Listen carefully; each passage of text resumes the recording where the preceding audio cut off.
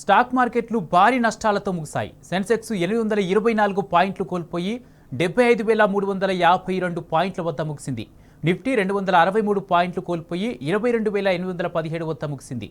దీంతో మదుపరులు 8 లక్షల కోట్ల రూపాయలు నష్టపోయారు.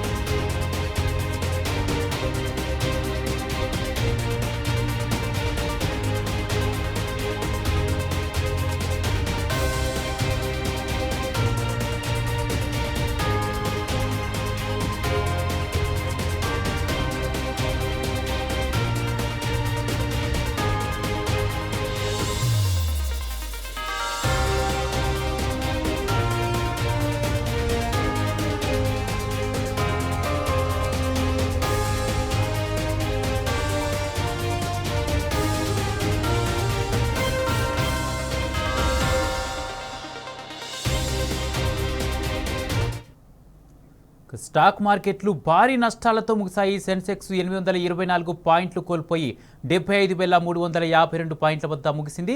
నిఫ్టీ 263 పాయింట్లు కోల్పోయి 22,817 వద్ద ముగిసింది.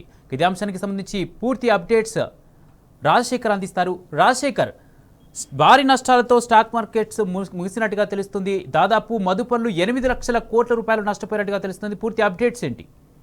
దేశీయ స్టాక్ మార్కెట్లు ఒడిదుడుకులతో కొనసాగుతున్నాయి. వాళ్ళ రెండో సెషన్ లో కూడా భారీ నష్టాలతో మూటగట్టుకున్న పరిస్థితి మనకు కనపడుతుంది. ముఖ్యంగా మార్కెట్ల పతనం వెనుక చాలా కారణాలే ఉన్నాయి. అమెరికా ట్రేడ్ పాలసీ చుట్టూ అనిశ్చితి నెలకొనడం, ప్రస్తుత ఆర్థిక సంవత్సరం మూడో త్రైమాసికంలో దేశీయ కంపెనీలు బలహీనమైన త్రైమాసిక రిజల్ట్ రావడం, అలాగే విదేశీ పెట్టుబడులు తరలిపోతుండడం, ఫెడ్ వడ్డీ రేట్లు సందిగ్ధం వంటివి ప్రధానంగా స్టాక్ మార్కెట్లపై ప్రభావం చూపుతున్నాయని చెప్పొచ్చు. ముఖ్యంగా సోమవారం ఇవాళ ఉదయం నుంచి కూడా మార్కెట్ ఏ దశలో కూడా కోలుకోలేని పరిస్థితి చోటు చేసుకుంది. ముఖ్యంగా మార్కెట్ విలువ ఏకంగా 9.48 లక్షల కోట్ల మీద తగ్గి దాదాపు 410 లక్షల కోట్లకు చేరుకున్నది. ఒక క్రమంలో చాలా వరకు స్టాక్స్ లోయర్ సర్క్యూట్స్ కొట్టాయి. కొన్ని 5%, 10%, ఇంకొన్ని 15% పైగా పడిపోయిన పరిస్థితి కనపడుతుంది. ముఖ్యంగా స్టాక్ మార్కెట్ లో అమెరికా అధ్యక్షుడు డొనాల్డ్ ట్రంప్ తీసుకున్న విధానపరమైన నిర్ణయాల్లో ఒకటి ఇటీవల టారిఫ్ విధిస్తున్నట్లు ప్రకటించడంతో ప్రపంచవ్యాప్తంగా కూడా మార్కెట్లన్నీ, ఆయా దేశాల మార్కెట్లన్నీ కూడా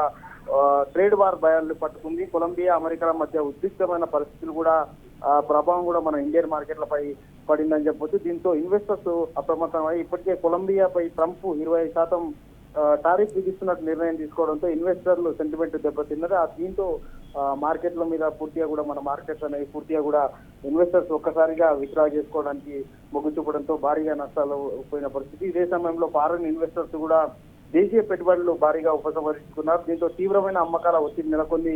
మార్కెట్ ఒక దశలో భారీగా నష్టపోయిన పరిస్థితి కనపడతా ఉంది.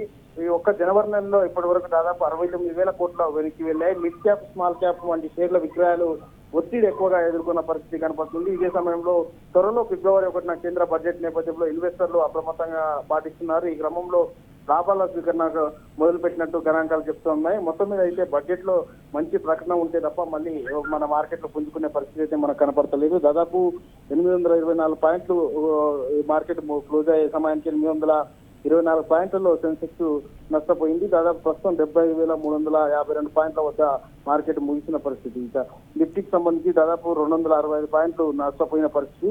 22,817 వద్ద మార్కెట్ ముగిసింది. మొత్తంగా దాదాపు 9 లక్షల కోట్ల పైగా కూడా ఇన్వెస్టర్స్ సంపద ఆవిగా అయిపోయిందని చెప్పేసి ఎక్స్పర్ట్స్ అయితే చెప్తా ఉన్నారు. కొద్ది రోజుల పాటు ఇన్వెస్టర్స్ ఎవరైతే బేసిక్ గా ఇన్వెస్ట్ చేసే వాళ్ళు ఈ మధ్య కాలంలో మార్కెట్ లోకి ఎంటర్ అయిన వాళ్ళు ఆచితూచి వ్యవహరించాలి. కేంద్ర ప్రభుత్వం త్వరలో పెట్టబోయే బడ్జెట్ మీదనే మన మార్కెట్ ఆధారపడి ఉంది. అప్పటి వరకు కొంత జాగ్రత్తలు తీసుకోవాలని చెప్పేసి ఎక్స్పర్ట్స్ అయితే చెప్తా ఉన్న పరిస్థితి అయితే మనకు కనపడతా ఉంది. Right, thank you Rajasekhar.